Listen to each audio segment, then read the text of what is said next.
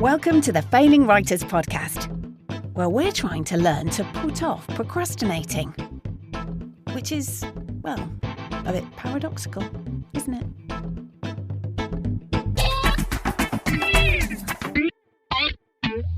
Tommy. John, shall we dispense with our usual chit-chat and just crack straight on with this fantastic interview? I'm suspecting. You know what I'm suspecting here, Tommy? What's that? What? Is it maybe because you haven't done any writing this week? Well, I mean, difficult, I suppose, might not have. I've been really busy, which is we always say, oh, it's fine, I've been really busy. Every time. Oh, just so busy with work, and you know how things conspire against you. But no, I haven't really. You are refitting your kitchen. Yeah, there's all kinds of stuff going on. That's quite a good excuse. I've got physical maladies going on, got refurbished kitchen maladies going on. There's maladies everywhere, at every turn. There's a whole pile My life of is maladies. just a horrible, grey, melancholic mist at the minute, John. I'm just walking through the pea super of. Which is why you want to get to a pre-recorded interview as soon as possible. I would imagine that would be the best thing to do for everyone, really. I don't think I've got anything to. I just feel, you just feel empty and spent. And I've thought about getting on with the writing, and I've just gone, oh no, because no, not in the space. Whereas sometimes it's an escape that you want to get to. Yeah. If you just had like a busy day. You think, right, I just want to get in you're looking the forward bubble to of it. Yeah, whereas I just don't feel like I have the impetus. So Tommy. I think, we're getting there. I'd give you a hug if I was with you. Thankful for small mercies. Let's not make things worse. Anyway, what have you been writing, John? I haven't really been writing. I've been polishing. I would say I've been. There's only one word that comes after that, John. Normally, in normal parlance, that's only one. That's like a Freudian slip on critique of your own writing. There. Yeah. What have you been polishing, John? What can you polish? What do people polish? What's the phrase? You make a fairly good point there, Tom. Yeah. What other word can I use? I've been editing. I don't know. There you go. Have you been making a silk purse? A pig's ear, a turd. No, my weird little fairy tale. I've my short story that I think I briefly told you about. Yeah. My God, have I been taking my sweet time about it as well. Yeah, well, it's usual me. It makes me realise doing this just what a slow writer I actually am. Yeah. I am slow. I'm not. It's amusing how very different creatures we are in that, because I'm very much a burst writer. I can write it. But yet, it's like the tortoise and the hare. How we still end up with the same depressingly small amount of writing at the end of it. It's true. You've just done it really slowly. Yeah. And I've had like a burst and then done nothing. Yeah. But we still end up with the same amount. Yeah, I mean, I say that, but there are times where I can just barrel through it. I think sometimes it's like sometimes you're like a prophet. Do you know what I mean? You're speaking tongues. It's like you're interpreting the word of the great typewriter in the sky. Do you know what I mean? Yeah, it's like coming out, it's pouring out of you.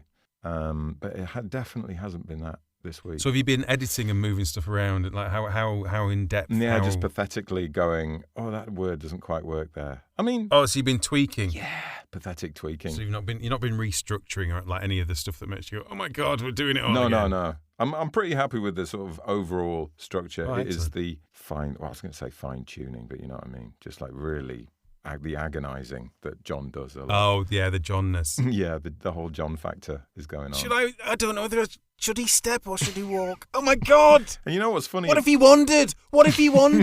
You know what's funny about the whole thing as well? Is that no one's ever going to read this, probably. Although I do have a thing in the back of my mind that maybe I might record it for the podcast or something, and that's quite good because it does make me focus my mind a little bit more having the podcast. Yeah, so that's because you think someone actually this is going to get consumed, possibly. Who knows? So I do need to make a bit more. Yeah, you can't be quite so blasé. But then that puts more pressure on your little tinkering, doesn't it? It does, and that's why I think. And it then you're takes like, so oh my long. God, this does matter. So yeah, I just need to move on with my life, Tom. Yeah, I just imagine you coming up from your office and Kate saying, "How's it going?" Like after you spent an entire evening down there, and you come up looking like dishevelled, like you've been spending the day down a mine or something like that. Sweat pouring off you. And I've moved 5 words and deleted 10. Yeah, you just I changed, looked, to glanced. Oh, well done, John. Well done. Yeah, very evening good. Well spent. Brilliant. Hey, at least you've done something. Well, exactly. So that's pretty much all I've got to say. Yeah. We should introduce our guest, really, because we didn't. We did a tease at the end of last episode, didn't we? Did we? Did we not mention who it is? I don't think we said who it was. What? Yeah. It's a brilliant name as well. Okay, well, I'm going to let you do it, Tommy. Yeah, I was going to try and think of some cryptic clues. Oh, that's good. I couldn't really think of any. Oh, should we just say his name then? I don't want to really. Yeah, I want to tease. I like teasing people along. Well, so to be fair, week, Tommy, it's at the top of this podcast, so they already know. It's literally the name of the podcast, isn't it? They've probably already guessed. That is a give up. Yeah. So we're talking to Mark Billingham, like it says on the podcast. Yeah, we talk to him about all kinds of things. Obviously, his writing and stuff. But we have a good chat with him about his weird hobbies and things, which is nice. And of course, his time in Maid Marian and His Merry Men, for people of a certain age, that was a massive kids' TV thing. Yeah, and he was big role. A fantastic character in that. So that does come up. But yeah, without further ado, let's have a chat with Mark Billingham.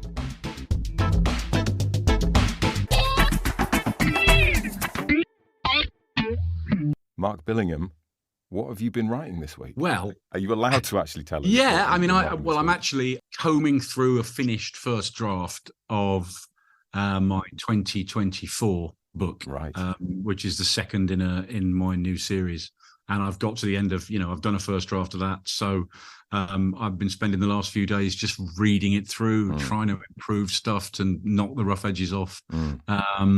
So yeah, not so much writing as reading and tweaking. Have you done the old things? You stuck it away for a couple of weeks and have come back to it fresh. Yeah, I did. I finished it a couple of weeks ago and then went on holiday. Oh, nice. And tried not to think about it. Yeah, good. And it's such a useful trick anyway, just stepping away from something for a while, and then you look at it again, and sometimes the answer to problems that have been plaguing you just become really obvious.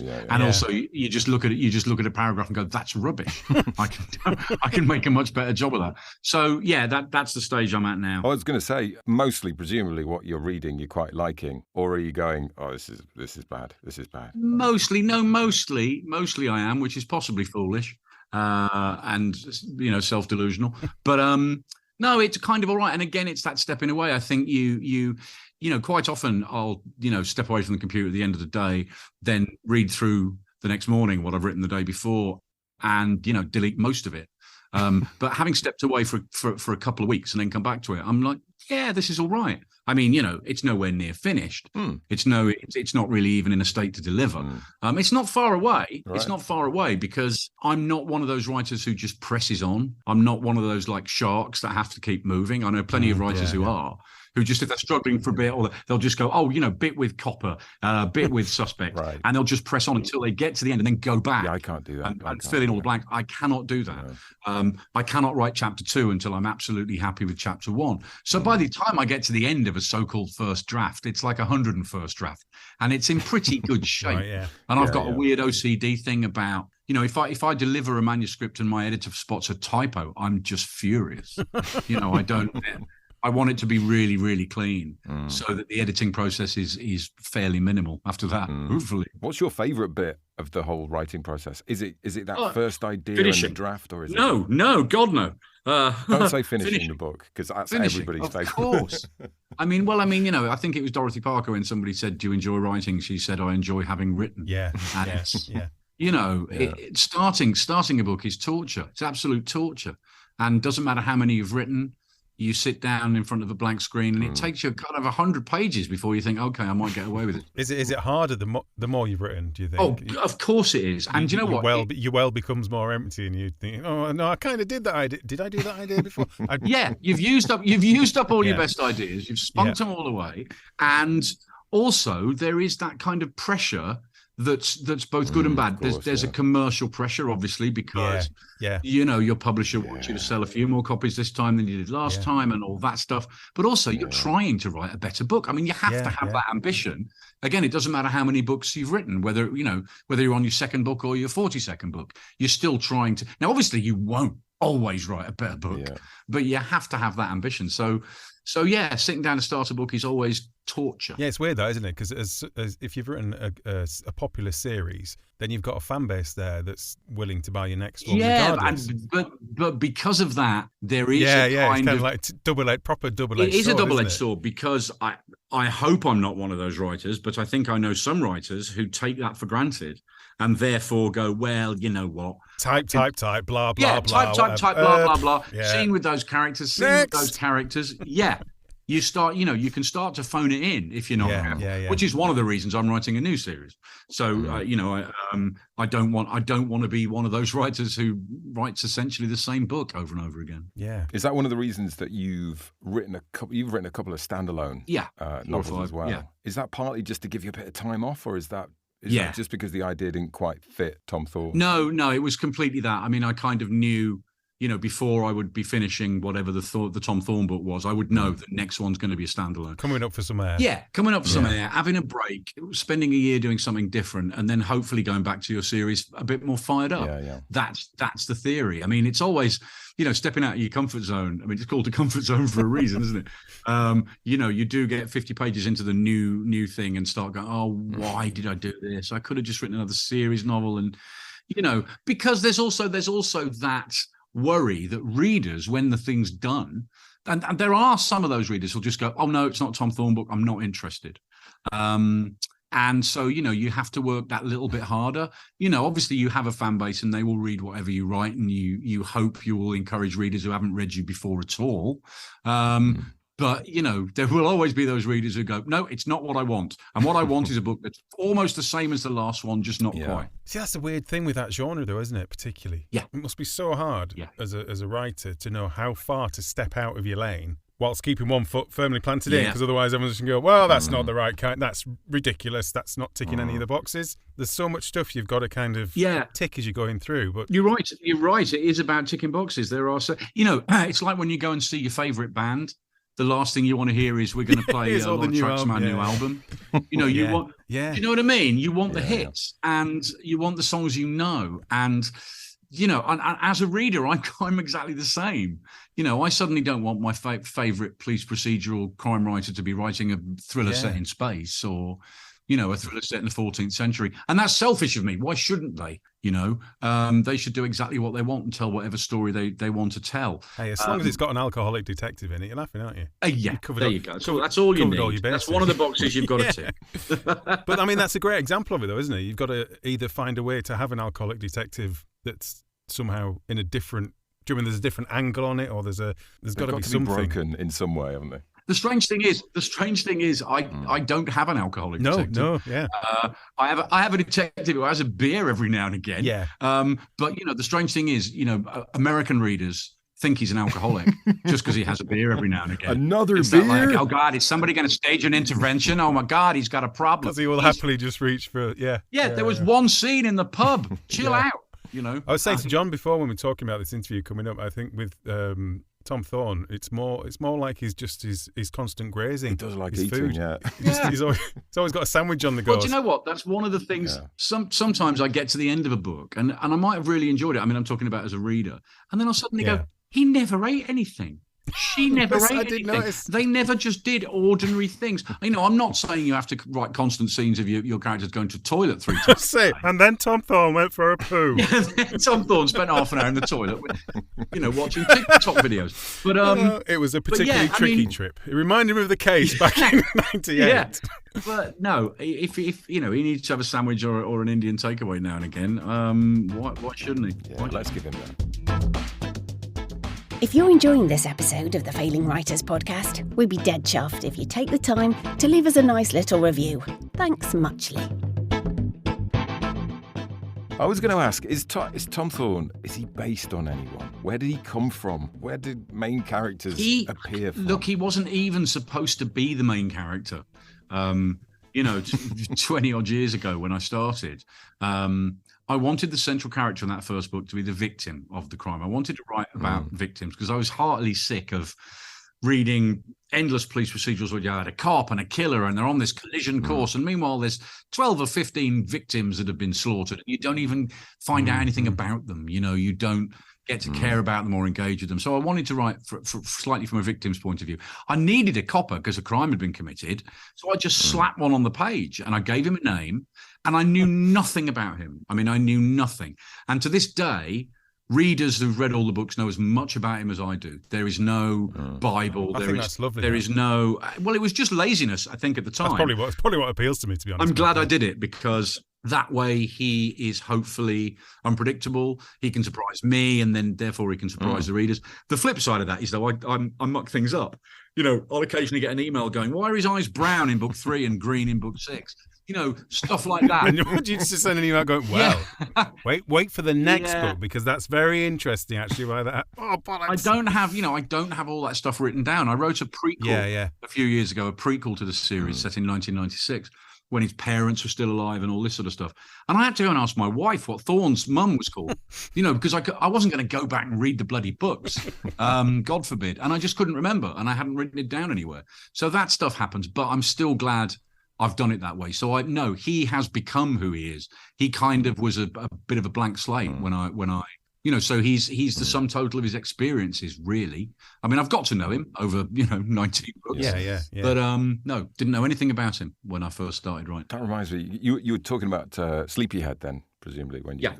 I was just thinking about series, and I love how crime authors often have a sort of a link between their titles to flag that they're by the same author. Yeah. And I noticed that your first 3 books are Sleepyhead, Scaredy Cat, and Lazy Bones. Yeah. And then and then I wisely stopped. But there's a time, isn't there, where you either jump out and you can change, or if you go too far, then that's it, you're stuck. Well, where was I going to go after that? Well, listen, Mark, I've come up with some new ones for you. Oh, yeah, go on. I've got Sweetie Pie. Nice. That's like a kind of Sweeney Todd type adventure. Grumpy Chops. Silly Billy. Yeah. About a 17th century playwright. Right. Obviously, that's probably not a Tom Thorne. No, maybe not. Silky Skills, about a killer who strangles footballers. Okay. And Bloody Wanker. Okay. I mean, that last one, that's pretty much written itself already. So I'll give you those. Okay, cheers. Well, I mean, those first 3 books were kind of a trilogy in that. Yeah. You know, they were not dissimilar books, structurally or in. So, the fourth one I deliberately made very different, and it wasn't just a change of title. And I remember the first review that book got, which is a book called The Burning Girl, 4th book. The first review was, "What a shame that Billingham has changed a winning formula." And I remember being quite cross, not just because he didn't like the book, but also, the fact that it was a formula meant that I had to change it. That's kind of, you don't want to be formulaic. That's the exact point. So even after 3 books, if you feel that you stuck in a bit of a rut, you do something different. So, and full well, if book 4 had been in the same formula, it would have been I'm afraid it's just more of the same. Oh, this again. Yeah. Really more needs of the to do same. something Yawn. different. Yeah, absolutely. You can't win from that point of view. You can't really worry about reviews and stuff. I worry about what readers think. I do worry about what readers think, because I write kind of from a reader's point of view. I write with an invisible reader over my shoulder.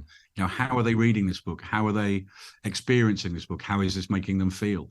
And so, if readers get back to, and I do get a lot of communication from readers, on emails and Twitter and all that kind of stuff. And, I'm slightly, I'm much more kind of affected in a way if a reader goes, "Oh, I feel a bit let down by that," or, than a critic. Yeah. Even though what the critic says is more public, it's, don't get me wrong, I'm not going to, I'll give you a good example in a minute. So, if a reader says to me, "Oh, no, I don't think Thorne should be with that woman. He should chuck her and, get together with Phil," or whatever it might be. I'm not necessarily going to do what they say. But sometimes, so I wrote a book, it was a standalone book called In the Dark. And there was a character in it who is not real. There was a character in it who was kind of imaginary, who was a sort of the personification of another character's guilt. Not a ghost, absolutely not a ghost, but someone this character would talk to, and you later realise that this person had been dead for a while. And I got a lot of emails, and I still do, from people going, "I don't get it, this character Laura, who is she? Is she alive? Is she dead? Is she a ghost? What's going on?" And back then, when I got all those emails, this was after the hardback had come out, I thought, I've messed up here. I thought I was being really elegant and obvious and clear, and there was a little sentence somewhere that explained it, but it just wasn't enough, so I rewrote it. Oh, wow. I rewrote it between hardback and paperback, just because I hadn't done my job properly. I'd messed up. I just didn't want readers not. I wasn't trying to be obtuse. I just didn't make. Too bloody elegant for my own good, and I just made it clear. It's very satisfying though for the people who did spot it. Probably. Do you know what I mean? The more obscure it is sometimes. And they've all jumped on the review things going, well, he's ruined the paperback. Yeah, for God's sake. Yeah. Speaking of worrying about what people think, do you ever worry what your friends and family think about you when you come up with horrible ways of killing people? Not really. What's the way of killing someone that you're most proud of coming up with? I've just killed somebody with a nail gun, which I'm very proud of. Just pressed up against an ear. That's nasty. Somebody nail gunned and they're then welded to a fridge. And this is my new cozy series. I'm particularly proud of that. I think I've pretty much done everything. Yeah. Although actually, there's probably nothing more twisted than what was going on in Sleepyhead, which is still the book I get the most feedback from. And I knew I was onto something when that book came out and I started doing a few events. Several times people fainted when I was reading this passage out. Really? And I thought, this is probably good. Hit a nerve. Nothing gratuitous, no blood and gore and guts at all. It was just about somebody putting their hands on the back of somebody's neck and moving their fingers into a particular position and manipulating arteries and all that kind of stuff. And I just watched a couple of people fall off chairs at readings, and I thought, hello. It's just that thing of being, trapped in your own body, that sort of worst nightmare thing of not really being alive and not really being dead. I probably we talked about spunking all your best ideas away early. I think I did. All in the first book. All in the first book. All downhill from. How long had that one been knocking around in your head then, or been written or part written? Or you know what? I had so much luck with that book. I'd been hanging around the fringes of the sort of crime fiction community for years, going to conventions, interviewing authors, reviewing books, doing all that. And then I went away on holiday, and I thought, I'm going to have a go at this. And I'd had this idea, and this horrible thing called locked-in syndrome. What could you do it to somebody on purpose? And my wife, who's a TV director, was directing Casualty. And she said, listen, why don't you come in and talk to our kind of medical advisor, who's an amazing guy called Phil Coburn. And I spoke to him, and he said, oh my God, that is such a sick idea. But there was this glint in his eye. And he went away and did a bit of research and said, well, it'd be fiendishly difficult, really difficult. And if you got it wrong by so much as a millimeter, you'd kill them. And that's when this sort of light bulb went off, and I went, I've got it. That's exactly what it's the serial killer who isn't actually trying to kill anybody. And I went away on holiday, and I scribbled in its notebook every night. And by the time the holiday had finished, I'd written about 30,000 words, and I thought, hang on a minute, that's about a third of a book. This is, there were 30,000 rubbish words. But this is real. Well, suddenly it's not so daunting anymore. Yeah. The idea of trying to write 100,000 words, So, and I tarted those 30,000 words off, and I sent them off, and a couple of agents were interested, and I signed with an agent, and she sent it round, and like a bunch of publishers wanted it, and there was an auction, and it was done. And I'd only written 30,000 words. Don't you hate it when that happens? I know.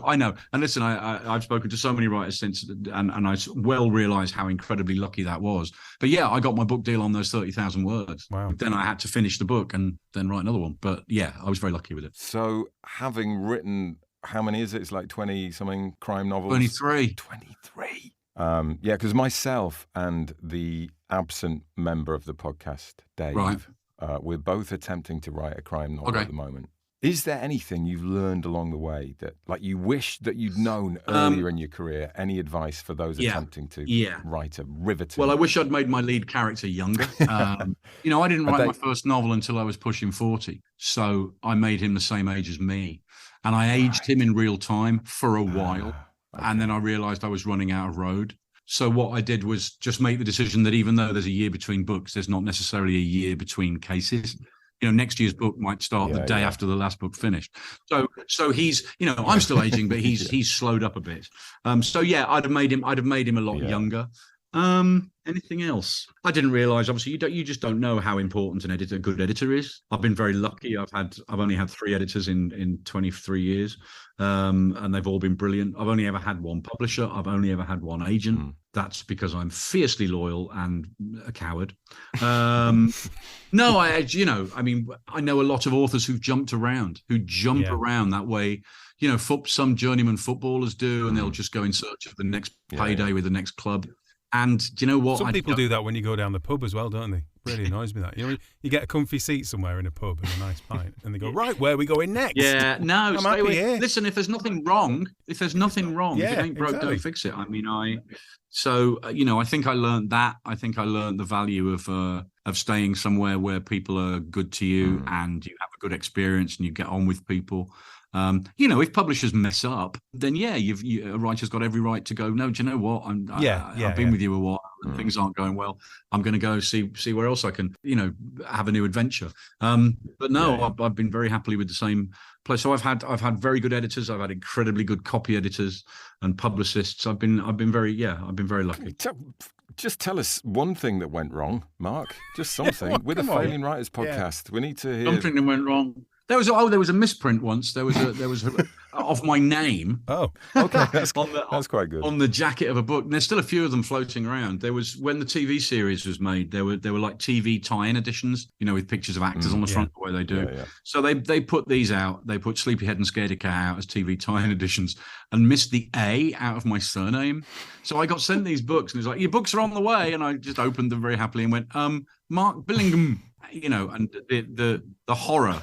The sort of silent 30 seconds of horror when I told my editor. And it was one of those things where they said, well, look, we can pulp them all, but if we do that, then you're going to miss the sell-in date at Tesco's or whatever it was. Yeah. So I just went, oh, sod it. So every so often I'll get, a reader will go, I think you'll find they've misspelt your name. Yes, I know. So certain things go wrong in production, but I have been very lucky. I haven't had any sort of horrible experiences. And crime writers especially are very close. We're a very sort of tight-knit gang. Yeah. So when stuff does go wrong for people, you find out about it. Right. So I do know writers who've had awful experiences with publishers. Who are going through some awful experiences with publishers right now. And, I just count myself very lucky. Well, that's good. Well, long may it continue. Oh, yeah. Is it true that you have a massive and impressive collection of crime novels? I've got quite a few crime novels. Yeah, I mean, I was a sort of, I have that collecting gene. I collect far too many things in far too many categories. But I started out as a collector of kind of first edition crime fiction. So yeah, I've got, and I was a nutter about it. I would have to have the UK first, the US first, the proof if I could get it. And eventually, and I mean, it's actually sort of how I got into writing, because my wife has said, look, you've got to find some way to get these books for free, because this is costing us a bloody fortune. So I started reviewing. Right, okay. So that's how I started to get free books. You're reading a lot of crime fiction. Yeah. And, I started not to be so crazy about it. So I'd just have the UK first if it was a UK author, and the US first if it was a US author. And so, they started, so that immediately cut the collection down by 2/3. And, and actually now I only go sort of collect books by writers I really like, rather than, if somebody said to me, oh, this is really collectible, I'd go, oh, how much? I'll have it. Such an idiot. And these days I'm collecting fewer books and collecting far more bits of pointless Beatles memorabilia and dolls and stuffed animals and guitars and anything else I've become crazy about. It's interesting, the mindset of a collector. You never kind of lose it. You never kind of lose it. It's a compulsion, isn't it? And as I say, now it's switched to almost anything to do with the Beatles, any dolls or, old posters or a tin tray or virtually anything that's got the Beatles on it, I will. Do you go hunting this stuff out, Mark, or does it just? I do. Now of course you can hunt it out online. Yeah. But if I'm ever at any kind of antiques fair, that's what I imagined. Yeah, trawling through this stuff. No, running through the halls. I've got a badge. I've got a badge with John Lennon on it. Look at this. Yeah. I know it is crackers. It is crackers. I'm a grown man. It's ridiculous. I mean, a lot of these things are choice. I mean, in a way, I'm glad this is sound only, because otherwise you'd see behind me. I'm sitting here in my office and I'm kind of surrounded by this nonsense. I mean, even just looking, I can spot at least 1, 2, 3, 4, 5, 6, like at least a dozen dolls of John Lennon.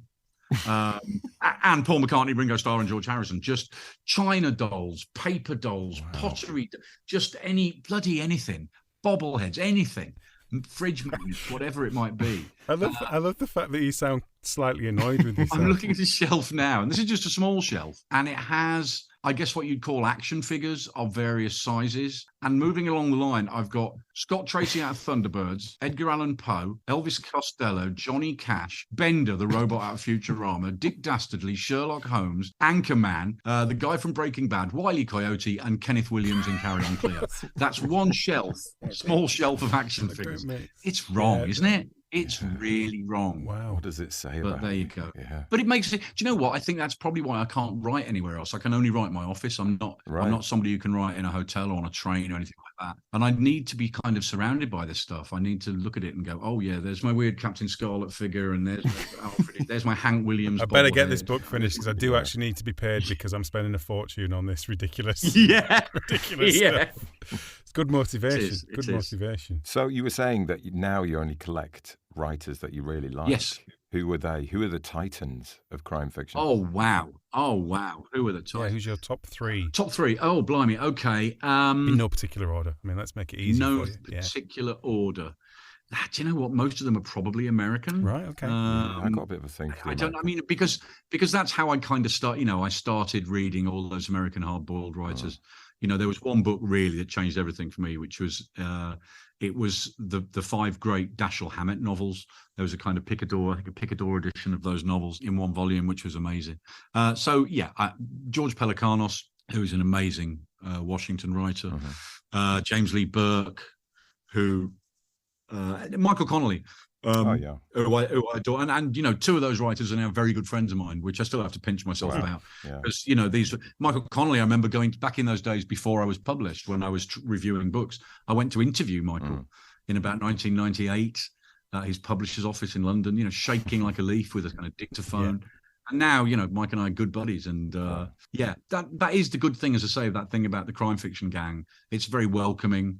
There are a few bad apples, as there are in any group of people, when not all saints, and not all by any means nice and lovely and gregarious and welcoming, but no serial killers. No, it's a gang. You know, that's why everyone's nice to each other, John, in it, because they're just not quite sure whether these other people are. There is that. They've got these ideas of how to kill people. Be nice to them. Somebody once said that crime writers were the smokers of the literary community. And I kind of know what they mean. Yeah. It's that thing of, you know, the slightly bad, slightly naughty boys and girls who are just over in the corner or just outside the door and outside the back door looking like they're having fun. Yeah. We know how to have a party. It's criminal. What a great, great writer I am. I type the words using me hands. La la la la, that's so easy. I don't understand. What's the big deal? Just like Billingham.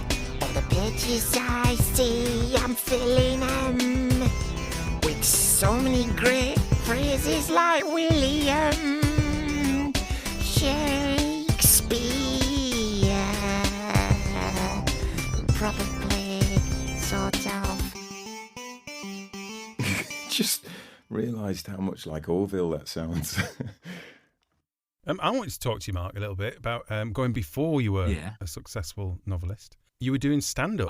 Yeah, I was. Which I wasn't really aware of until researching for this. Obviously, I knew you from Maid Marian, because that was amazing. Happy days. My daughter, who's 9, I've been watching them on YouTube. Oh, cool. She absolutely loves it. I was still the best job I've ever had. I just ran around in a forest with a big sword for 4 or 5 years. Just looking a bit dozy. It was great. What a great job. So in some ways, was that kind of the start of everything then? Or... Yeah, I mean, it's kind of how I became a writer. I mean, I was a jobbing actor, and I'd been in all sorts of old nonsense. And, you know, one day I auditioned for this new kids comedy drama written by Tony Robinson and got the job. And by the time the series was ending, by the time it was in its 4th season, Tony, who was getting very busy, you know, doing Time Team and all that kind of stuff, he said, "Look, I know you, right? I knew I did stand up," and he said, "Look, do you want to help write the final series?" So I did. So when the series ended, I had by default become a television writer. Yeah. And, you know, spent a few fairly unhappy years for the most part writing for TV. Which is not a lot of fun. I mean, whenever I do it, whenever I dip my toes into the murky waters of television, it reminds me why I write books. What sort of stuff were you writing on then? What was the? I was writing a lot of kids comedy, drama, kids animation, lots of stuff for the Cartoon Network back in the day. And you know, you'll write something and you'll get notes from 10 people in 10 different countries. because it's all co-funded, and there's money from France, there's money from Liechtenstein. So you get all these notes. They conflict with one another.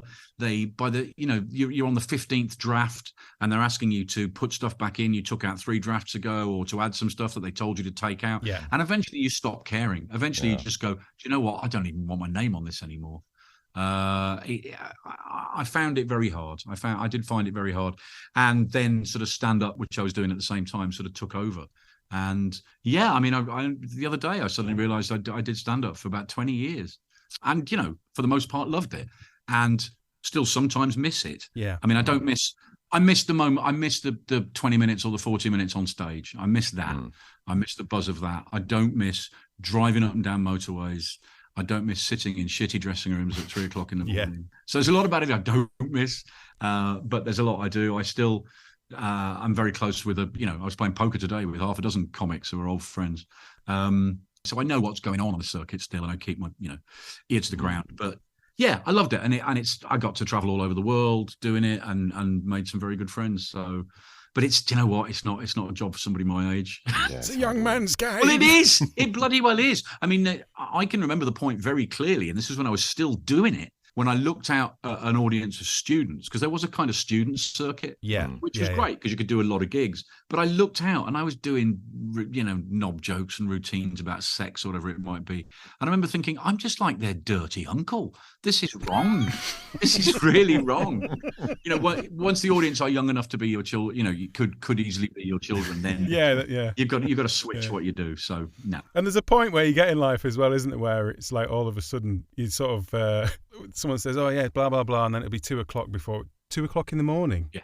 There's an age where it's like all of a sudden that's like the biggest challenge in the world. Listen, when, you're in your 20s or something, like whatever, cool, and then we'll go out drinking after that. I'm shall we? tucked up in bed with a hot milky drink by 9:30. Yeah, exactly. There's just certain the idea of sitting in the dressing room at the comedy store at 2 o'clock. I did a lot of comparing at the comedy store, which I thoroughly enjoyed. It's the best comedy club in the country, or arguably the world, and I was comparing there a lot. But when you're comparing, there used to be 2 shows on a Friday night, 2 shows on a Saturday night, a show that starts at midnight. So you are literally sitting there half asleep at 2 o'clock in the dressing room, waiting for the final act to come off stage because you have to go back on and wind the show up, and then go home. And you go home and you're sort of buzzing a little bit because, you've done this show, and you eat at 3 in the morning and you're buzzing. By the time I'd got young kids, that was just becoming an impossibility. With young kids then jumping on you 2 hours later, going, time to get up. No, I can't do this much longer. It's tiring just listening to that, to be honest. I'm exhausted. It was fun though, don't get me wrong. I mean, like I say, it is a buzz like nothing else. And I still have to get my performing jollies somewhere. I get them in other ways. I get them doing some cheap jokes at literary festivals, doing kind of different sorts of shows at literary festivals, doing shows. Still doing the knob gags. I'm still doing knob gags and doing shows with this rock band that I'm in with a bunch of other crime writers. And that's so much fun. I saw a bit about that. What's the band called? The Fun-Loving Crime Writers. That's right, yeah. And there was just a nice line about murdering songs, which was murdering songs for fun. And it started off as a bit of fun. I mean, it still is enormous fun, but it was just, listen, let's do this. This will be fun. Somebody, a few of us stumbled up on stage at like an open mic night at the World Mystery Convention in New Orleans a few years ago, and did a couple of numbers, and somebody put it on YouTube, and then Edinburgh Book Festival said, right, we want you to do an hour and a half in August. And we went, hey, there's like 3 of us. Okay. We only know 3. So we sort of put this band together because we'd all done bits and bobs with each other over the years at various places. Put this band together, think, this will, be fun for about 5 minutes. And then 2 years later, we played Glastonbury. Wow. So it was sort of like, okay, this is getting a bit serious now. And it's great. We're back on the road. Next show is in May at I Write in Glasgow. And then we've got basically a show or 2 every month for the rest of the year, and it's enormous fun. So what was it like doing Glastonbury then? What was that experience like? That must have been mental. That must have been absolutely mental. That was proper bucket list stuff. I was the one that got the phone call, and because it's the kind of thing you make jokes about, isn't it? We're playing Glastonbury. Yeah, exactly. I got the phone call, so I got to email the rest of the band, and the subject line of the email was, "This is not a joke. We are genuinely this is not a drill. playing on the acoustic stage at Glastonbury." And, in this massive tent with thousands of people. And the best thing was we turned up, and I don't know if you remember, but so this Glastonbury 2019, it was ludicrously hot. I mean, incredibly hot. And in the backstage area, you have your own fridge. So there's a row of fridges with the name of all the bands on on. So, you've got Hawkwind, Keane, and then us. There's our fridge. We're all taking pictures of our fridge. But because we were so absurdly thrilled to be asked, when we got asked to submit our entertainment rider, I just went, I don't know, a couple of cans of beer and a bottle of red wine. Did they take so there was a couple of cans of beer and a bottle of red wine, which we got through in about 15 seconds. And then we started on Blur's fridge. Theirs was bags. No, we started on Hawkwind's. Right. It was Hawkwind's fridge because Stuart came over and he said, Stuart, forgive the accent, but Stuart's from Belfast. And Stuart, have you seen what's in Hawkwind's fridge? So there was all the alcohol in the world in Hawkwind's fridge. So we tucked into that a bit, and we're a bit more bolshy about our riders these days. You probably saved that. But, it was awesome. Stuart was wearing a T-shirt that said "Best midlife crisis ever." It's tremendous fun. But what it is, it's that thing about just being with 5 other people, because as you know, writing is a very solitary experience, or it should be. So the chance to collaborate with one other person, let alone 5, is amazing. And we're all good mates, and we just have if we're doing a gig, we're away for a weekend together, and it's the time you spend in the pub before and after that is the most fun, Or Hawkwind's fridge, whichever's nearest. Yeah, or Hawkwind's fridge. But I never thought I would be doing this at 61 years of age, living out my rock star fantasies, and it's great. Have you got anything else on the bucket list? Do you know what? I was thinking about a lot of things have been ticked off there. I have ticked a few things off. I was thinking about this the other day. I would love to do a radio show. I would desperately love to do a radio show. Go on then. What's your radio show? Pitch it. Let's say the pitch. Okay. So I've done a couple of these things. There used to be a show on BBC Six Music called Paperback Writers, where they give you an hour, and you can pick. I think you can. So you select all the music, and you pick in a dozen tracks. And you're talking about them and how they influenced you and your work and whatever it might be. And I did that a couple of times and just bloody loved it. But I'd love to have a couple of hours on the radio every week where I can do that. So obviously I program the music, but also I have guests on, I have people phoning in. I just love doing radio. That's a big ambition. I'd love to tick that one off. So if anybody's listening, I'm available. You've done Stab in the Dark podcast, haven't you? Which I thought. Are you still doing? No, haven't done that for a couple of years. I suppose that's as close to doing a radio show. Well, you guys know. I thoroughly enjoyed doing that podcast. And again, it was just about getting mates on. Sometimes there were other writers, there were actors, TV directors, producers, anybody that worked within the area of crime drama, either in on the page or on the screen. And just nattering like we're doing now, just nattering for an hour. And the time flies by, and I thoroughly enjoyed that. I've got a technical question for you. It's a bit of a boring question, but I do wonder about this because you're a drama. I think it builds it up well though, John. I think everyone's looking forward to it. It better be good. You're a drama student. You've never worked for the police, I'm guessing. No. I've never. He was a guard for the Sheriff of Nottingham. Yes, I was a guard for the Sheriff of Nottingham. So he has pretty close. I was that's kind where of you police. got your police procedural knowledge from. Yeah. No, I was wondering, where did that all come from? Was that just a lot of research, or do you have like a police consultant for your books? For the first few books, it was A Wing and a Prayer and the internet. Oh, you see, that's what I'm doing at the moment. Yeah. Well, I mean, that's all it can be, because back then you couldn't just ring the police. I would ring up the Metropolitan Police Press Office and ask some questions and be put through to somebody who put me through to somebody else, and I would kind of get nowhere. So I was sort of making it up for a book or two. And then by the time I could show them some books and go, look, I'm not a nutcase, because you can't just ring up and go, listen, I'd like to talk to you about a hypothetical serial killer investigation. Yeah, you're on a list. They'd go, yeah. I mean, Ian Rankin once went into a police station with a similar kind of request and was held for questioning. So, but then they did assign me a detective, right? They assigned me a detective who was a detective inspector at Homicide, who later became the head of anti-terror, who really rose through the ranks and is now retired. And if he couldn't answer some questions, he'd be able to, no, this isn't about murder, this is about kidnap, so I'll talk to my mate at the kidnap unit and blah, blah, blah. So I did have people I could talk to. He, of course, would only tell me what he was allowed to tell me. So I also fostered some relationships with coppers socially.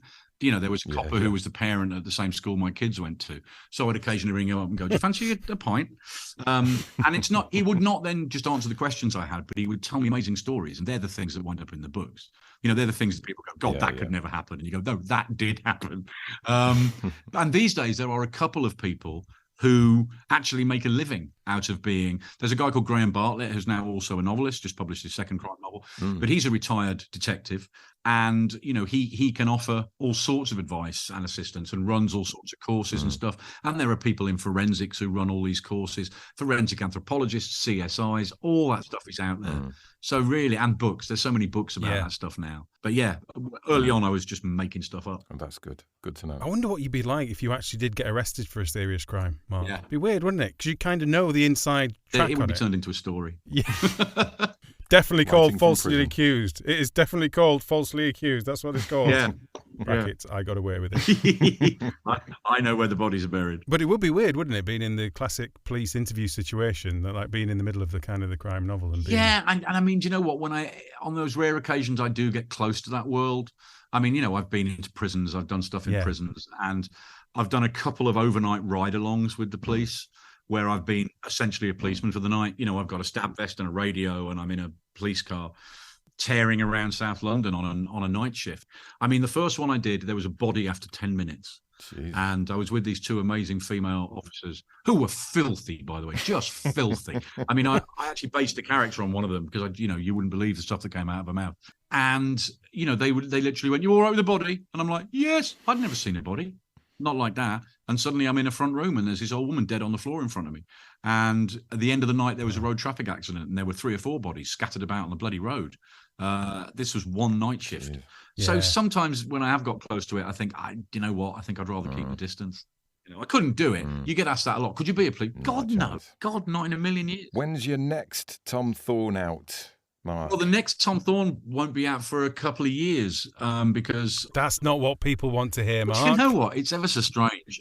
So I've just hit pause. I haven't stopped writing about Thorne. I've just hit pause to start this new series. The first of which is a book called The Last Dance, comes out in May. And like I say, I've just finished the second one. And then I will start the next Thorne novel. And once this new series was kind of announced on social media and stuff, the majority of people happily were like, "Oh, looking forward to this, a new series. Let's see." Well, looking forward. But were there some sulky people having a little sulk? There's one guy who keeps posting on my Twitter feed. There's one guy who basically goes, "Well, I'm not buying that. I'm not having that." Sort of like I've somehow, I don't know, I've insulted him somehow. You should send him say, "Well, actually, Tom Thorne is in it." Just tell him that. Well, do you know what? Actually, he is. There you go, then. Tom Thorne makes an appearance in every book I've written, in a weird little cameo. Sometimes he's unnamed, but you'll know who he is.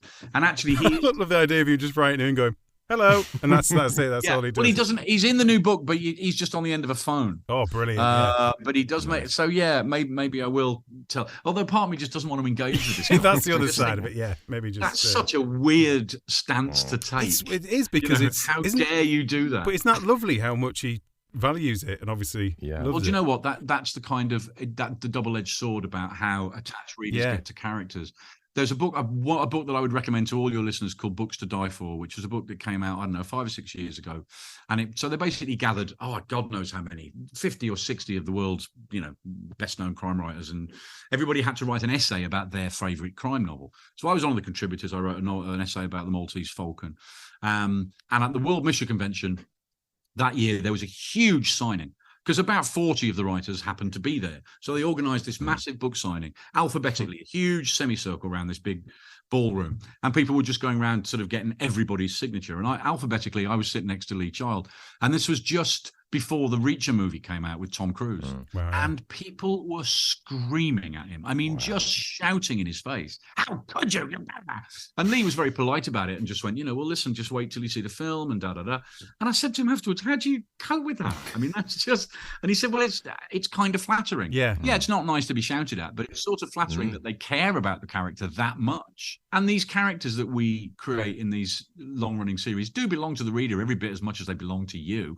Ultimately, you decide the direction the story goes in. But a book is written and it's read, and until it's read, it doesn't exist. And once it's read, then it becomes that reader's every bit as much as it is yours. So I get that. I get why people, God forbid what should happen when you kill a character off. I've seen that as well. I've seen, a writer called Karen Slaughter killed one of her main characters off, spoiler alert. This is a long time ago, but she still gets massive grief about that. People really giving her a hard time. So, you got to be careful. It's amazing. There are books that I've been heavily invested in. Not threatening the author level, have you? don't think so. No, this guy is so weird. I several times in the last few days, whenever there's been any little publicity thing about the new book, because the proofs of the new book had just gone out. So lots of people are going, oh, book post, look what I got in the post, very excited. And he's like, not me. I'm not. Oh, well. He'll come round. Yeah, maybe he will. No, he won't. No, he won't. No, you're right. He won't. He absolutely won't. He will strengthen his position. He will go into bookshops and actually turn it round on the shelf or hide it. Do what he can to sabotage my book sales. Yeah, definitely. I'd like to think that when you were sat next to Lee Child and he was giving you that, I said, oh, yeah, you just got to, it's not as bad as the guy I had the other week. He collects like all these weird little dolls of like anyone and everything. And you just go, right, anyway. You get all kinds of weirdos, don't you? Anyway, next.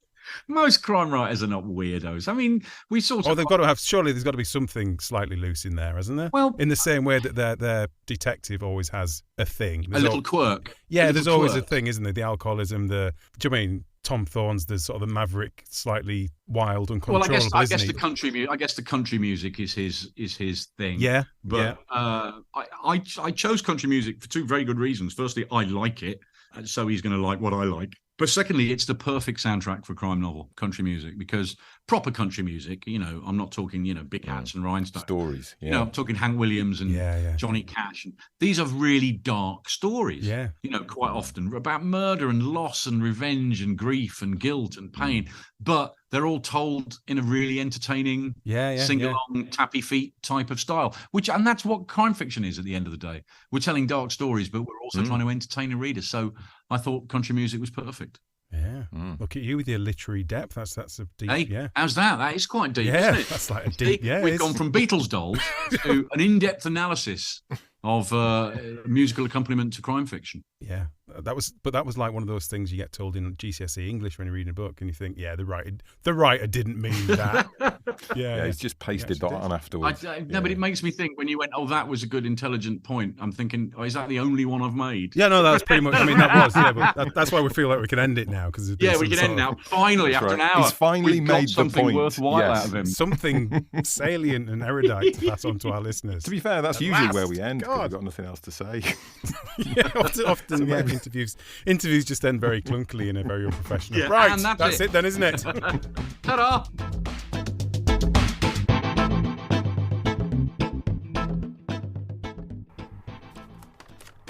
Right, now I've finished my lunch, I'm arresting you for being a proper weirdo murderer who eats people rather than, a nice sandwich or something. But how did you catch me? I'm one of those savant on the edge detectives with a broken relationship and a drink problem. Nice one, girl. What's funny? It's just that you're so normal. No, I'm not. I'm a tortured soul, me. You drink Orangina and listen to the soundtrack from Mamma Mia. Well, yeah, but, I mean, why is my marriage on the rocks? Tell you why. Because I'm basically broken and unlovable. You've been with Judith for 20 years, Gov. Lovely woman. Never heard a crossword between you. Because I've been bottling up an intriguing yet fatal character flaw for years, and it's about to boil to the surface with catastrophic results. Look, I don't mean to interrupt, but shouldn't you be arresting me? What is it, sir? Got one of your gut feelings? Oh, sort of. I think I need a tummy tip. What? Gotta release some brown salmon into the wild. What? The chocolate sausage delivery man is knocking at the back door. Hey, have you got a ring doorbell thing? No, I heard that one before. Still not with you, sir. He needs a Charlie flump. To knit a brown sweater. Mr. Turtle's heading for the emergency exit. Father Brown's about to perform an exorcism. Oh, do you mean you need a number 2? No need to be coy, Constable. We're all adults here. Call it what it is. A poopy plop. So you need a shit, sir? Rather. And, what about you? Me? Yep. Need a wee-wee or anything before we go? No. Well, we're not stopping once we're going. I don't need one. Well, go and try anyway, I please. I don't need one. Stop it. Go and try. Now, please. No. I've just had one before. Fine. Get in. You'll be sorry. All right. Hang on. What's that on your dashboard? That's... Oh, that's one of my Beatles figurines. What? You collect small, lifelike dolls of people? Well, yeah, just famous people like Edgar Allan Poe, Elvis Costello, Bender the Robot out of Futurama and the Beatles. Just normal stuff. Bloody hell, Gov, I take it back. You do have problems. You're more of a freak than I am. And I say that as someone who's just thoroughly enjoyed a human ear for my 11sies.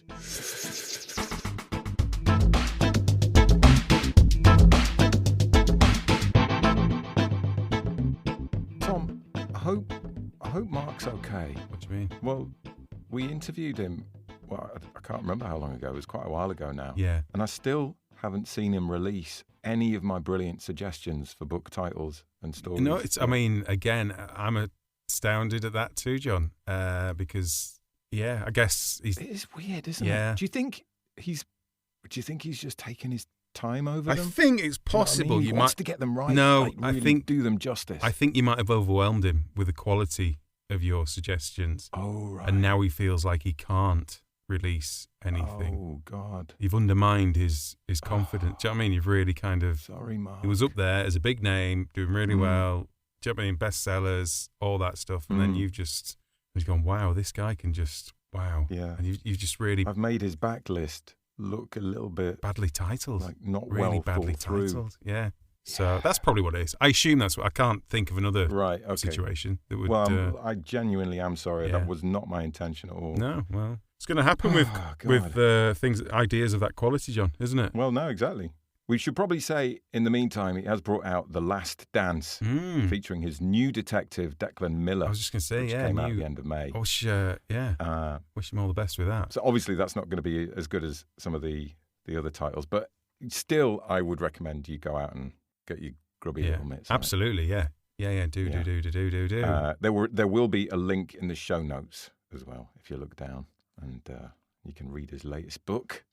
So, Tom, are we going to do another whip it up and start again? Yeah. What have we got this week? Oh, just the usual, your classic comedy vampire tale. Uh-huh. No, this one has been sent in by Gayle, and she says that a couple of people who've read it so far have described it as Anne Rice meets Irving Welsh. I think that sets the scene quite nicely, actually, doesn't it? So if you imagine, is that Annika Rice with a yellow jumpsuit? That's right, yeah. Mixing that up with Trainspotting. Yeah. That's mental. It is That is mental.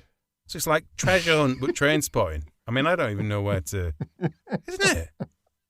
It's a bloody great idea. What a great... I mean, yeah. It's already exciting, isn't it? What did make me laugh about that is it would be brilliant if two separate people have read it independently and then come back to her and described it as Anne Rice meets Irving Welsh. That would be good. Separately. And I could see why they might say that, to be fair. Yeah. By the way, do you know, have you remembered that this Gayle Ramage, our writer, is the person who very nearly won our Trick or Tweet Halloween comp last year? With that, it was like a twist on the Ring movie. Yeah. Remember that one? Yeah. Should we have a little listen first? Yeah. Do you think I should apologise for my Scottish accent before we begin? Sorry, are you doing the... Yeah. Is that... Sorry. Okay. No, it's fine. So here is... I like the title of this as well. Jocular. Yet another fucking vampire story. That's quite nice, isn't it? It is. So here is the first chapter, or is it? It's the prologue, isn't it? Of Jocular, as read by Rab C. Nesbitt. Jocular by Gayle Ramage. Oh man, this was shite. Just left the club for a puff and some asshole jumped me. A wee creepy bastard by the look of him. Pale as fuck too. Probably a smackhead or something. Well, if he thought he was going to get any money off me, he could piss off. Nobody carried money anymore. It was all contactless shite these days. And my bank card was someplace this creep wouldn't he dare try to put his hands. Tough little fucker too. We struggled as those in the queue still trying to get into the nightclub watched with mild interest. It's not really something out of the ordinary. Two guys fighting on a Friday night in the city. I'm surprised most of them could be arsed to look up from the small devices in their hands. A lassie with far too much makeup and no enough clothes idly raised a hand and snapped a few pics, all the while chewing the inside of her mouth. The bouncers were of no help. Meathead 1 and Meathead 2 were too busy eyeing up the underage girls giggling amongst themselves, a little too obvious for it to be genuine. Normally, I kept an eye out for the young girls. No, not in that way, you dirty-minded bastards. My wee sister and her friends were of the age where they think they're old enough to drink and flirt with guys triple their age. I've lost count of the times Esme would phone me up, screeching at me to come and help them get out of potentially very dangerous situations. I suppose it's ingrained in me now to protect the silly little girls of the city. This toe rag wasn't getting the message. He tried to clamp a thin hand around my neck while batting away my attempts to punch him. Whoever said you shouldn't judge a book by its cover wasn't joking. This chancer had the strength of Muhammad Ali in his prime. Oi! I roared, twisting my neck to look at the bozos at the door. "You gonna help me out here? Nothing to do with us, mate," said the one on the left, a cockney. That figured. "Fine," I growled, then muttered under my breath, "Dickheads." I managed to get my arms around the would-be thief's body, trapping his own arms to his sides. That was better. "Fuck off, you pedo," he cried, trying to free himself, but I had the upper hand now. I bundled him around the corner of the building where the large, stinking bins were kept and the streetlights were few. I checked back to make sure nobody had followed us. "Get off me, you pervert!" the kid screeched, again trying to wriggle out of my grasp.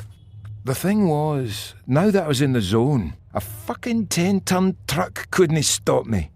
I pinned him against the wall, graffiti adorning almost every inch. No Banksy here, just your run-of-the-mill Bezzo whiz here shite. Classy. "Oh, didn't he want to be touched now, eh?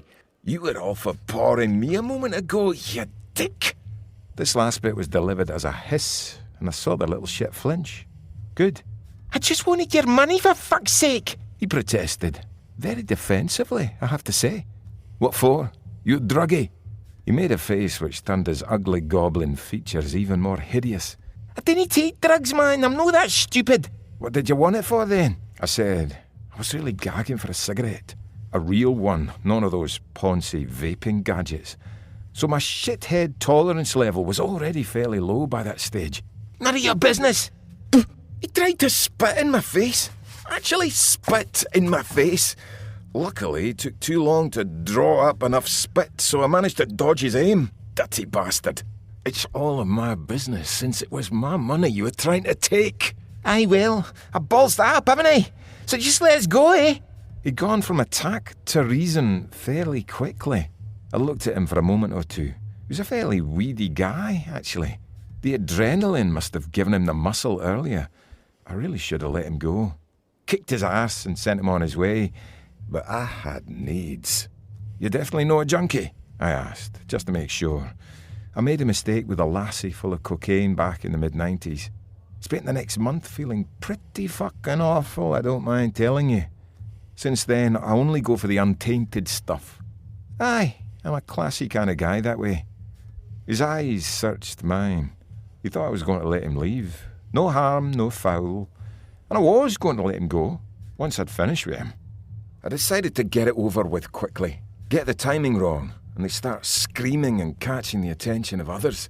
It happened once in Birmingham. That's why I can't go back there again. I make like I'm going to release the wee wanker. I feel him relax a little. Then, just as I start to lessen my grip, my new pal looks up the alley, ready to make a run for it. And that's when I make my move. I jerk my head forward and bite down hard, clamping a hand over his mouth. He squirms, but I'm at my strongest pre-feed, so he's got no chance. He tries biting my hand, but I just continue drinking. He could bite my hand clean off. It would just grow back again. And wasn't that a nice surprise the first time it happened? Now, I had no plans to kill him, nor to turn him into one like me. Christ, there's nothing worse than having to mentor a shifty little arsehole like him for the rest of my undead days. Oh, aye, I'm a vampire, if you hadn't gathered by now. Hello, I'm Jack. Jack Rushton. Jack to my mates, Jock to my enemies. Jocular to the vampire queen who thinks the name's cute. She's a bitch. But don't tell her I said that.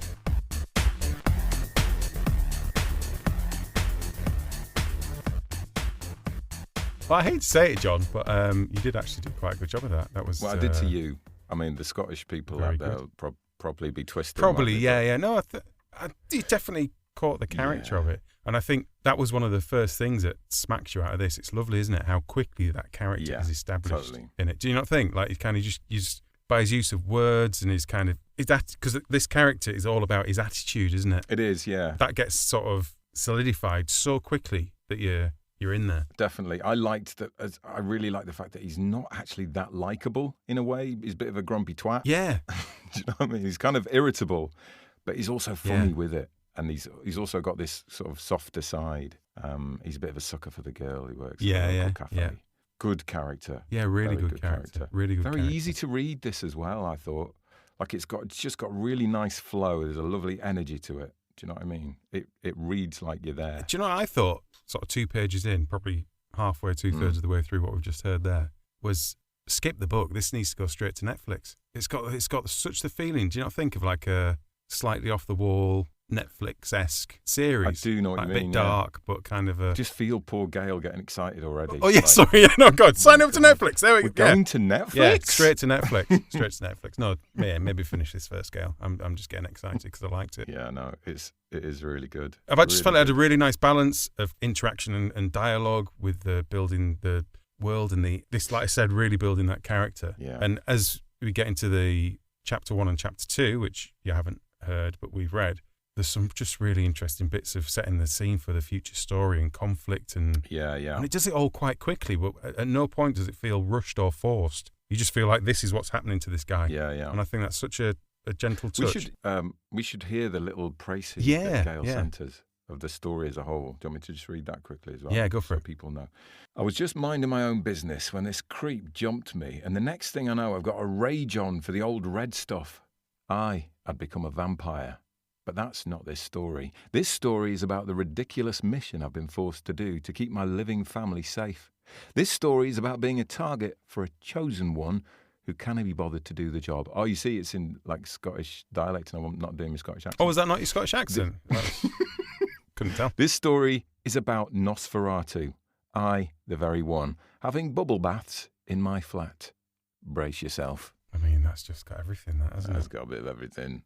Another little thing I spotted, which I thought was really nice, there was like a lovely, subtle subversion of expectation at the beginning.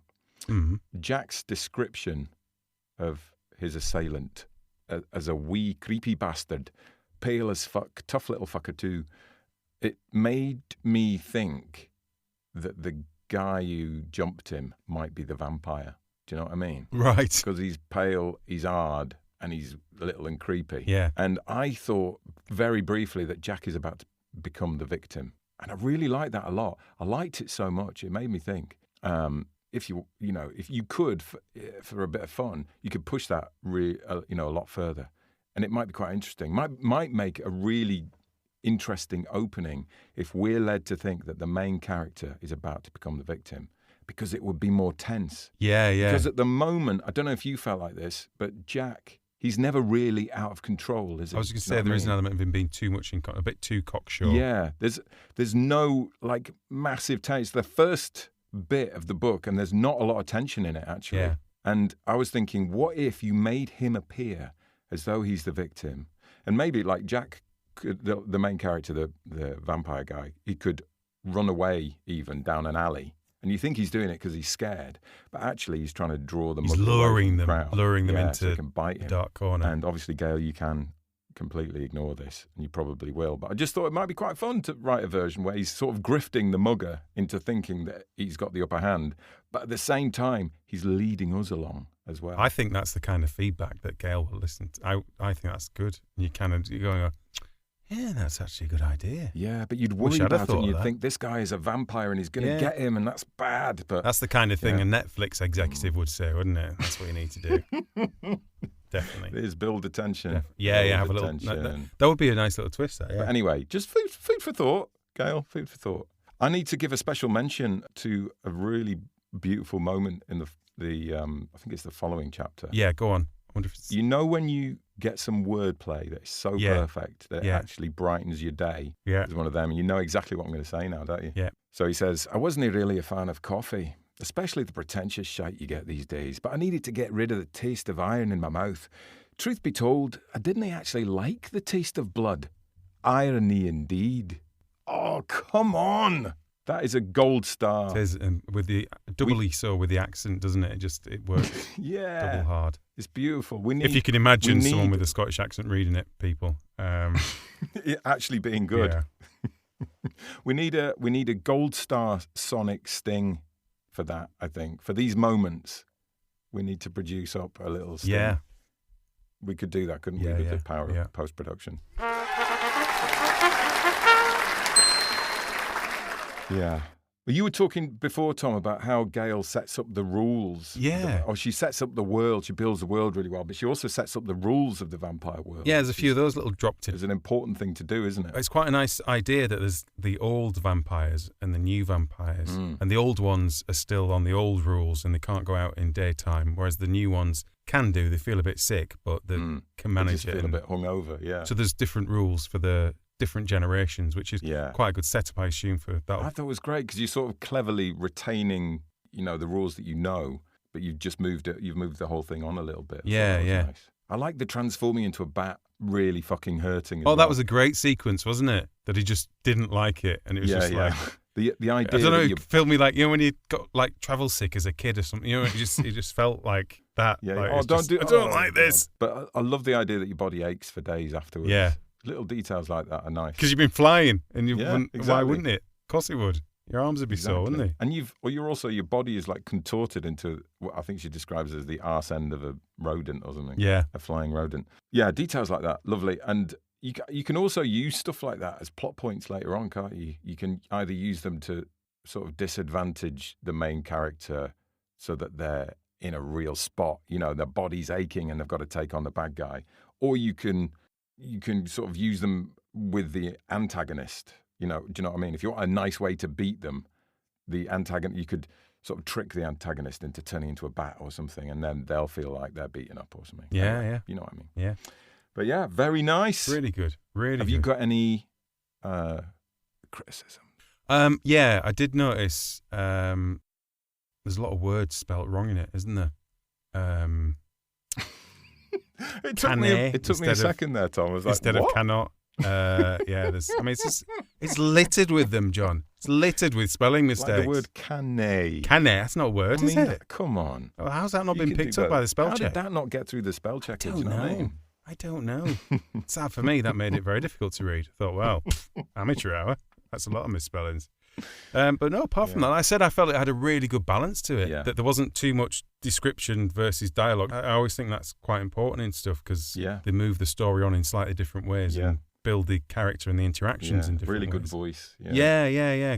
Good dialogue and quite a lot of story squeezed in. Really, like you felt like it was moving along at quite a pace. Yeah. Doesn't hang around. Kind of got straight into the action, didn't it? Totally. Of him being dragged in front of the drag queen vampire. I've got a recommendation. It's a stupid tiny little thing. No, it's not a big Apologies in advance, Gayle. Here we go.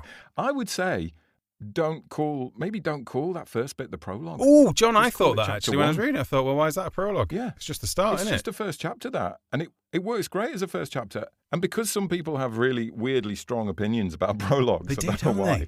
But you just don't need to do it. You might as well bypass the controversy of the prologue. I didn't really understand why that was a prologue, really, because it was right. It's literally straight before what happened. It's not like it's... Yeah, we're not sort of going back to the past or massively anything, previous. It's literally just before. Yeah, I think that's possibly something to think about, actually. Yeah. Another thought. Again, it's not criticism, just a passing thought. Oh God, he's got another one. Yeah, but it occurred to me, and I suppose this is a similar kind of thought to the upping of the tension in the first chapter, that you could maybe up the stakes for Jack even more. And of course, I have no idea where the story goes, and the stakes might get upped and upped and upped, and I'm sure they do. But could you have an even more direct threat to Jack's family, and maybe to him? Do you know what I mean? Like some reference to having him staked, although I don't think that works in the new vampire rules. But having him taken out if he doesn't perform the task that the vampire queen wants him to. Do you know what I mean? Then you've got this 3-day countdown that she gives him to complete his task. It's not a vague threat. It's like, you and your family will die if you don't do this thing for me. Yeah. You've got yourself a proper ultimatum that drives the story. I think often in stories like this narrative, what's used quite well is where there's two threats to the character that are having to balance between, and decide which is the lesser evil and how to get away with one and the other. And sometimes you forget about one for a while. Yeah, and it's kind of like you sort of defeat one baddie, and then the other one appears. It's like, oh, yeah, no. and I think just completely rewrite it, Gayle. I've just had that thought now, so I would, But you could, I think you could just, I think you could. I definitely think you can up the tension. I think it works with the comedy as well, because I was going to say, I sort of appreciate it's a comedy horror genre. But I don't think that means you can't go big with the threat. I think it often means you need to ramp it up more, to be honest, to kind of maybe to poke through. Otherwise, if you don't go far enough, it always comes across as a bit kind of like, oh, it's all just, you don't get the resonance and the satisfaction from the story as much, because it is just kind of a jolly jaunt. Yeah. So you kind of do need to almost up the ante, I think sometimes. So. Blake Snyder says, make the bad guys badder, doesn't he? Mm. And I think that is, really go for the threat. I don't have anything else. I thought I really enjoyed reading that. Yeah, thank you for sharing it with us. I did enjoy it as well. Thank you. And a really good idea. Yeah. Like the starting germ of it. The title, I think we talked about the title before. Yeah. But you must have been so pleased with that, Gayle. When that dropped into your mind, that must have been a good day, because it's so perfect. It sets up the style, the sense of humour, it sets up the genre, it tells you what kind of story it's going to be with one word. So, little round of applause there. Gayle, well done. Full marks. Thank you, Gayle. Yeah, brilliant. So if you've been listening to that thinking, well, they say quite nice things, don't they, when people send in decent stuff? Send in your decent stuff, and we'd love to read it. First 3 chapters, or if you fancy sending a prologue and 2 chapters for no reason, do that as well. That's fine.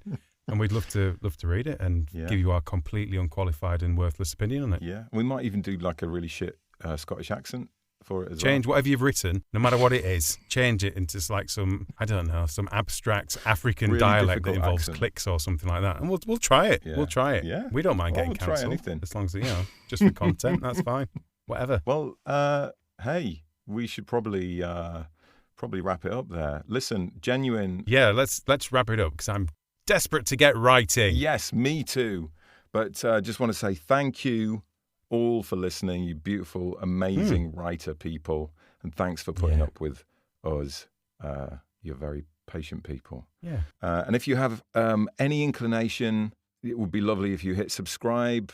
Give us a nice review on Apple. Yeah. If you're very rich, send us a few grand. Yeah. If you're on Twitter, retweet our episode thing. Tell people about it. All helps. Using these exact words. I'm not finished, John. Using these exact words. Oh my God, this is the best podcast ever. You have to listen. Then put in a link to our podcast. That's all we ask. Those exact words, please. Thank you. But not all of you. It might look a bit weird. No, everyone. Because then people are just getting to think, wow, what is it? Everyone's saying this. That's how it works these days, John. I see. We can't afford to set up a bot farm. We have to use real people to pretend to be bots. Yeah. Good. Yeah. Thinking. That's what we do. So, right. Yeah. Okay.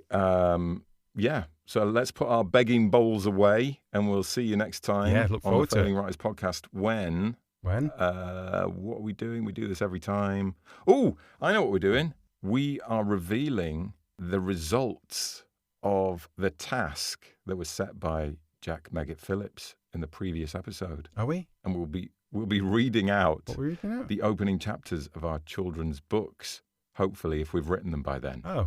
Right. Okay. So yeah, good. So if you have a spare child knocking around, bring them along, because you might want to let us know how our stories were received by actual children. It's going to be there's a certain irony to the next podcast, then, isn't it? As we read out our stuff, which will undoubtedly be average at best, and then critique someone else's pretty good writing that they've sent in. It's kind of a bit. Yeah. It will be quite nice, actually. It'd be nice for people to hear. And then you could send in your critique of us, and we'll read out the following. And then we'll week. critique their critique. Oh, no, this will never end. Ever decreasing circles. Oh, speaking of critiques, I've just remembered the other exciting thing that's happening in that episode. Oh, yeah. You mentioned this ages ago, and I've been saying, can we do that? Can we do that? And you're like, there's not enough time. Yeah. Well, there will be enough time. John entered a competition. Yeah. And short story competition quite a long time ago. We're discussing the judges' feedback. Yeah, so we'll read the feedback. Brilliant. Explaining why it wasn't very good. And I know that you all... Wow, it's going to be a critique feedback-a-thon. It is. Let's call it that. Yeah. There you go. Title of the episode. Right. Well, thanks for listening, everyone. We'll speak to you then. let's go and do something else now. Writing a bloody start of a kid's story by the sound of it. Forgotten about that. There's a little bit of a fly in the ointment, actually, isn't it? Because I'm quite busy this week. But anyway, we have to do it. It's a task. Can't be that hard writing a kid's story, can it? Well, that's what I'm thinking. Jack made it sound easy. You just put like fart jokes in it and stuff, don't you? Yeah. A couple of fart jokes. Bosh. Yeah. Do you think people are still listening to this, Tom? Us rambling on? I very much doubt it. I feel like it actually finished about 3-4 minutes ago. Okay, everyone, you can leave now. Literally, you can leave. There's nothing worth listening to beyond this point. Yeah, that's it. We're done. Done. Or is there? Maybe there's like a secret competition. And this is just like a sneaky test. Only for the most loyal of our listeners who listen right to the late-end listener club. Could be something really special waiting for you. No, there isn't. It's just, you're just wasting your time. Silly. This is, you could be listening to something good now. Like a true crime podcast. People like those, don't they? Yeah. Or like The Rest is Politics. Something serious like that. Something heavyweight, yeah. Or one of those really funny ones that has like a comedian. Yeah, like actual funny people. Well-known comedian talks about what's in someone's bins or something. Do you mean like they just go through each other's bins? Yeah. That's actually, that's quite a good idea. That is quite good. Top 10 things I found in a bin. No, you get a famous comedian. It would be, who would it be currently? James Acaster probably, wouldn't it? I mean, you're going pretty high end there, but yeah. And he send him out. He goes through Elton John's bin. And then, without Elton John knowing, he doesn't know he's gone through his bin. And then he puts certain things from the bin in a smaller bin that then he takes and it costs Elton John, and then talks about what's in his bin. It's really good, Tom. In a comedy it's fashion. Really good. And it doesn't have to be Elton John. That would work with Phil Collins. Yeah. No, it would totally. Wouldn't it? You're right. Any of those stars of yesteryear. Noel Edmonds, he'll have a bin. God knows what'll be in his bin. All kinds of stuff. It's good. It's really good. Yeah, there's literally no one listening now. Oh God, are we still going? Yeah. Is that going in? We're still going. Right, is that still? Hey, wow. Do you know what? We should reward the people who have listened this long. Yeah. With actually something. I'm not sure we should reward such bad behaviour because it's not smart, is it? It's not like we reward. They've not done very well. It's not very clever. But no. Go on then. What would you? Well, I was thinking, let's give. We're doing our merch at the moment, right? Yeah. I'm thinking, how about we give £50 to the person who emails us the best writing-related slogan for a T-shirt, the best design that would go on a Failing Writers T-shirt. And if we use it in our merch, you get 50 squids and the T-shirt. Wow. Okay. So that's the prize. Bosh, like that. So really like a line that works across all kinds of writers or touches a nerve, rings a bell. Yeah, with writers specifically. Chimes with writers. So works well with Failing Writers podcast. Yeah. So something about not finishing or being too busy to write or don't write it for them, Tom. Using too many adverbs. Whoa! Are you going for the 50 quid now? I might do actually. Yeah. Anyway, have a go, and if you write something good, email your writing-related slogan that you'd like to see on one of our T-shirts to failingwriterspodcast@gmail.com, and £50 and that T-shirt will be yours. You see? So you're glad you listened to the end. Yeah, but at least there's something for them, isn't it?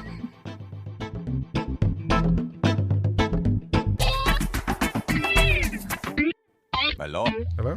Where's everybody gone?